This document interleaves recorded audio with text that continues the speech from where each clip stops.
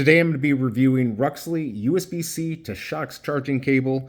So not very long, as you can see, but if you need a short cord, they do have the 90-degree angle right there. You get two of them, so it's a C to the Shockz.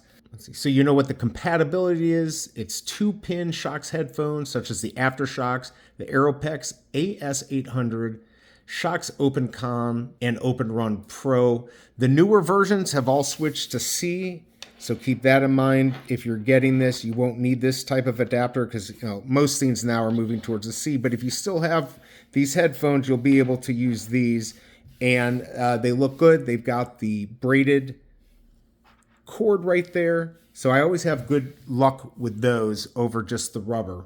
They seem to last longer. Strong magnetic connection. You can just tell that by when these touch right there. So this is going to do exactly what you want. You'll be able to charge it. No problem. This does really well on Amazon. In fact, it's an Amazon choice. It gets 4.8 stars. Now, it only has 84 reviews, but I can tell you 500 of these were bought last month, September 2025. I hope this review helps, and I'll see you next time.